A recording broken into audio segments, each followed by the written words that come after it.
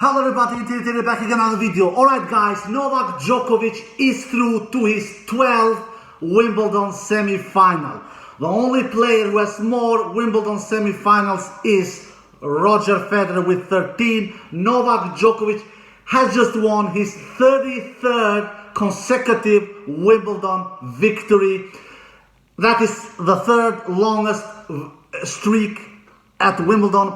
Only two other players have longer Wimbledon winning streaks, and those two players are Roger Federer with 40 consecutive Wimbledon wins and Bjorn Borg, like you English-speaking people call him. Here in Sweden we call him Bjorn Borg.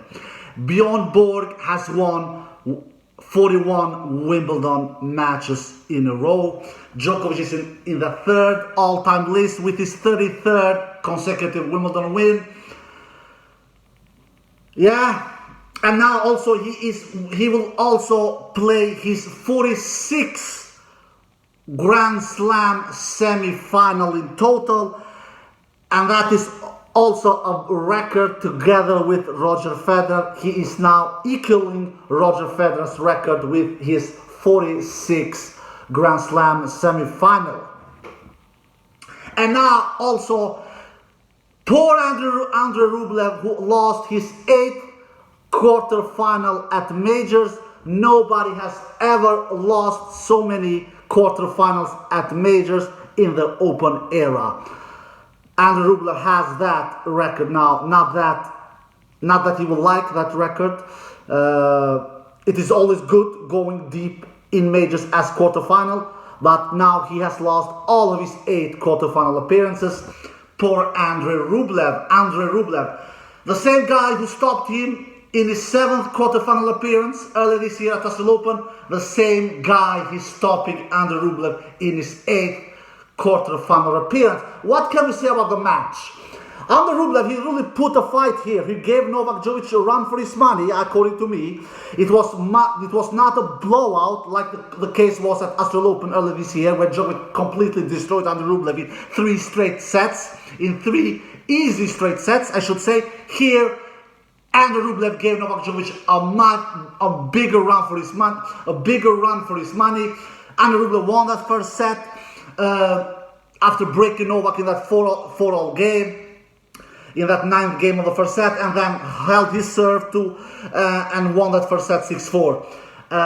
To be quite honest, Djokovic should have won that first set maybe, because Djokovic was the guy who created more chances. He had 3 break-point opportunities in that first set, didn't convert in any of them. Andrei Rublev was the more clutcher player in the first set, had only 1 break-point opportunity, and he converted in only that one he had, and won that first set 6-4. But then Djokovic, he just came to a flying start, came out really strong from the blocks and just took a lead in that second set 5-love, and in the end won that second set 6-1. And then Djokovic won that third 6-3. A hard set, I should say, because that last game of the third set was the longest game of the entire match. I think that last game of the third set, that 9th game of the third set, I believe that game took maybe 15 minutes or something like that. Rublev had 3 breakpoint opportunities in that last game of the third set. And Djokovic converted in his 5th set point in that third set. So Rublev really, he just threw everything at Djokovic. Everything he had. Not only his kitchen, his car, his house, his pets, his rackets, everything he could find. He just threw everything at Novak Djokovic in that 9th game of the third set. But in the end, Djokovic was the steadier one, was the clutcher one, was the more focused one, and was the more composed one, and won that third set 6-3. And after he won that set 6-3, we knew that Rublev would never turn out this match.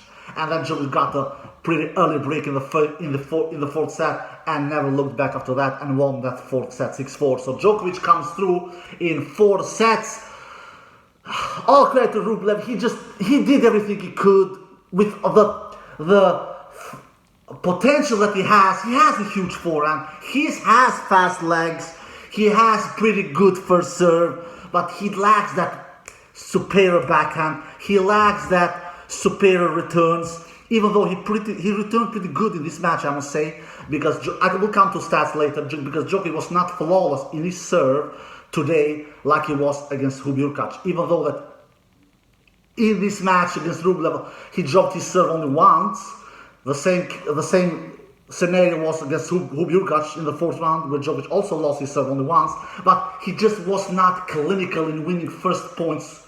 He just was not clinical in his serve plus game, Djokovic, like he was against Hurkacz in his serve plus game.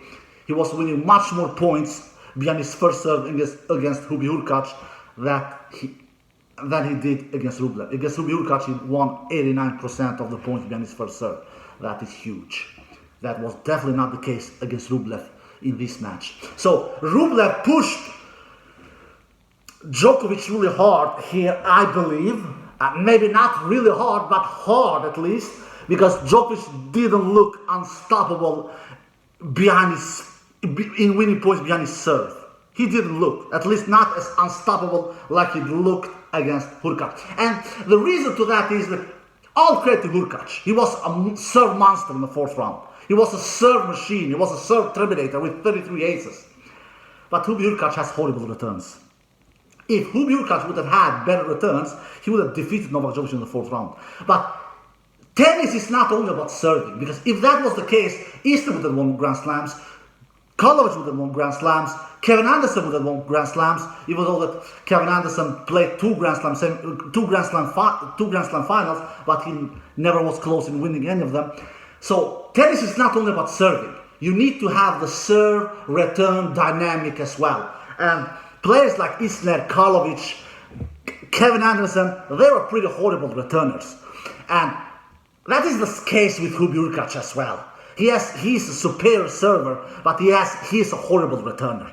And that's why Rublev did a much better job in this match against Djokovic in the return game. He was taking his teeth into Novak's serves much more than Hurkacz did. I believe Hurkacz created only two break point opportunities against Djokovic, only two, converted in one of them. Rublev created much more break point opportunities against Djokovic. I will come to the stats later.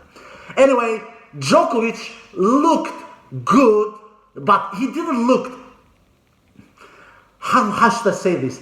For me, Djokovic is not as impossible to beat at Wimbledon, even though he's extremely difficult, but he definitely is not as impossible to beat at Wimbledon, like the case is with Nadal at French Open. Nadal is an alien at French Open. He's just out of this world. Djokovic is superior, he's great, he's unbelievable, he's impeccable at Wimbledon. But he's not an alien at Wimbledon. He's not. He has lost 10 matches at Wimbledon. Djokovic. Nadal has lost only 3 at French Open. So, and Rublev kind of sent that message in this quarterfinal, when he won that first set and when he pushed Djokovic to the limits in that third set. But Rublev would have never won this match, according to me. He would have never won this match. But he sends the message to 2 other dudes who I believe has pretty good chances in upsetting Djokovic. I'm not calling upset. No, I'm not doing that. But 2 other dudes, according to me, can push Djokovic even more than Hurkacz and even more than Andre Rublev. Just look at Djokovic. Djokovic lost only 2 sets at French Open last month when he won his 23rd Grand Slam title. He has lost 2 sets at Wimbledon already, and his 2 matches left. His 2 hardest matches left in the tournament. I believe so the semi-final and the final, if Djokovic wins the semi-final, which I believe he will be Novak's biggest challenge to win his 8th Wimbledon title and to win his 24th Grand Slam title. If Hurkacz and Rublev can push Djokovic to this kind of a level, I believe those other dudes can push him even harder. I will tell who those 2 other dudes are. Alright, some stats Djokovic, like I said, he didn't serve tremendously good in this match like he did against Hurkacz. He did 18 aces and only 3 double faults against Hurkacz. That was not the case in this match. He did only 5 aces and 1 double fault. He lands 62% first serve in Djokovic, which is a pretty good number, but he did much better serving against Hurkacz, where he lands 71% first serve in against Hurkacz. So he lands 62% first serve in against Rublev. He won 75% in his first serve. There you have a huge difference, and the reason to that is Rublev is a much better returner than Hurkacz is. Against Hurkacz, Djokovic won 89% in his first serve. Against Rublev, Djokovic wins only 75% in his first serve. Huge difference. But Djokovic did a tremendously good job in winning a lot of points behind his second serve, which he won 65% of the points behind his second serve. That is great. Djokovic created 12 breakpoint opportunities. He broke 5 of those occasions. So he broke Rublev's serve 5 times. Djokovic, all in all, did 23 unforced errors and 42 winners. So Djokovic does 19 more winners than unforced errors. Also, a stat that was better against Hurkacz. Against Hurkacz, he did 44 winners and only 16 unforced errors. So he did 28 more winners and unforced errors against Hurkacz. Here in this match against Rublev, he does 19 more winners and unforced errors. That is not bad, doing 19 more winners and unforced errors. That is not bad, my tennis friends all around the world. But I just am comparing what he did in his previous match, which was better against Hurkacz. All in all, he won 121 points in total in the match, Novak Djokovic. If we look at Rublev, he did 6 aces, 2 double faults. He lands 58% first serve in. That is too little. He needs to be over 60%, at least against a super returner like Djokovic, the greatest serve returner of all time, according to me. So he needs to land more first serve in than 58%.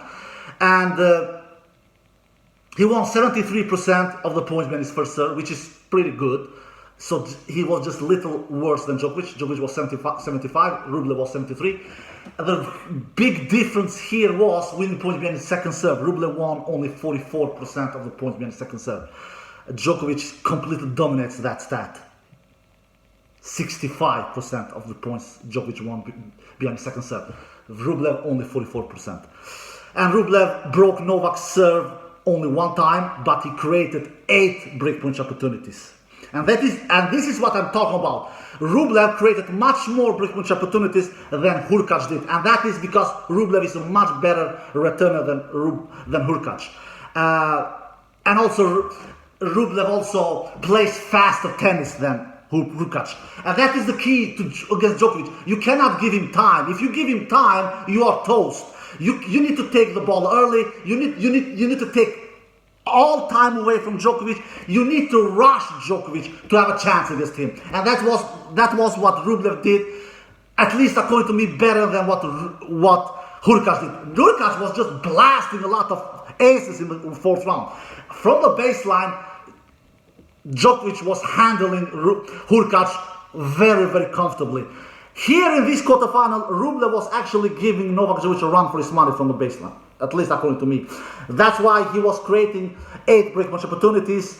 That was because he was returning Novak's serve good, reading Novak's serve good, and also because he was challenging Novak pretty good from the baseline. But Rublev's problem and issue in this match was he was not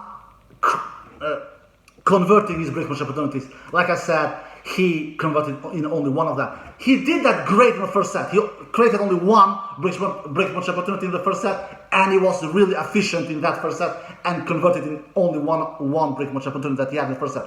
In the second set, Rublev actually created 2 breakpoint opportunities. He couldn't convert in any of them. And in the third, Rublev created as many as 5 breakpoint opportunities and couldn't convert in any of them. And if you don't take your chances against the beast, against the Terminator, against the monster, against the Predator like Djokovic, you will not beat him. And that was exactly what Rublev didn't do. He didn't beat him. So Rublev, like I said, creates 8 breakpoint opportunities and converts only in one of them. And Rublev, all in all, does 32 winners and 25 unforced errors. He does 7 more winners than unforced errors, which is a pretty good number. And all in all, in the match, he wins 96 points. So Djokovic wins 25 more points than Rublev in total. Djokovic won 121 points in total. Rublev won 96 points. So Djokovic comes through to the semi-final. And in the semi-final, there I will talk about the dude that can really give Novak Djokovic a hell a run for his money, and I wouldn't be shocked if he defeats him. I wouldn't be shocked. I'm not picking an upset. I'm not. And the player I'm talking about is my third favorite coming to this tournament, and that player is Jannik Sinner. I had him as my third player coming into this tournament. And I actually predicted that these two will face each other in the semi-final, and I got that right. Jannik Sinner, who gave Novak Djokovic the biggest run for his money in last year's Wimbledon edition 2022 in that quarterfinal match when he was 2 sets to love up. But Djokovic, we all know what happened. He turned that match around and won that match in the end in 5 sets. It is a older Jannik Sinner, 1 year older. It is a more experienced Jannik Sinner. He has the tools. He has the... What do you need to beat Djokovic? First of all, you need to believe it. I think he believes it. You need to be even good in both wings. That's why players like Kyrgios, players like especially Berrettini, they will never stand a chance with Djokovic in Wimbledon. Especially Berrettini. Berrettini has only a serve and a forehand. He's not even good in both wings. It is an easy game plan against Berrettini. Just attack his backhand, serve towards his backhand, and you will get the job done, like Djokovic did 2 years ago in that Wimbledon final 2021. Even though Berrettini won the first set, after that it was never a question who will win that final. To have chances against Djokovic, you have to be even good on both wings, which is the case with Sinner. Sinner is even good with both wings, both forehand and backhand. He is a decent mover. He's not a speed demon, but he's a decent mover. He's a decent returner as well. He has a pretty good serve, not great, good. And most importantly of all, he hits the ball really hard. He can smack that ball. He really can club that ball. He can take all the time away from Djokovic. He hits the ball early. He takes time away from his opponent. Even though he has had a great draw, he has not faced one single seeded player in his all 5 matches. So now we will see what Jannik Sinner is made of. Is he made of steel, or is he made of rubber? But only 2 players can defeat Djokovic at Wimbledon, according to me. One of them is Jannik Sinner, the player that Djokovic will now face in the semi-final, and the other player is Carlos Alcaraz. Carlos Alcaraz, he doesn't need any presentation. We all know what Carlos Alcaraz can do. I don't believe players like Medvedev can defeat Djokovic on grass, even though Djokovic has defeated Medvedev. Even though Medvedev had defeated Djokovic in the past at majors, we all know he did that in 2021 US Open final. And I don't think Holger Rune has the skills, even though Holger Rune has defeated Djokovic 2 times before in his career, but those 2 occasions has not been in Grand Slam matches. The only 2 players I believe, guys, I did a video 1 month ago before Wimbledon started, who is the Novak Djokovic biggest threat, and I said that it is Carlos Alcaraz. If I could mention another dude behind Carlos Alcaraz who is Novak's biggest threat, it is Jannik Sinner. It is Jannik Sinner, the player that Djokovic will now face in the semi-final. Jannik Sinner, who defeated the journeyman Safin in 4 sets. He did 14 aces, 2 double faults, lands 55% first serve sin. He needs to be over 60% against Djokovic. 55% will not be enough against Djokovic in the semi-final. He won astonishing 90% behind his first serve. Unbelievable high number. 90%. That is impeccable. Behind his first serve. He won 55% behind his second serve. He did 36 winners. He did only 20 unforced errors. He does 16 more winners than unforced errors. So that is a great number from Jannik Sinner. But it is Safin he's faced. It journeyman from Russia. It will be a completely different story on Friday against Djokovic. But I'm not picking Jannik Sinner to defeat Djokovic. I'm not doing that. But I would not be shocked if Jannik Sinner makes the upset on Friday. I will not be shocked. That's how much I can say. But I'm still picking Djokovic to defeat Jannik Sinner on Friday. Alright guys, I hope you did. If you did, give it a thumbs up, give it a thumbs up, subscribe, peace!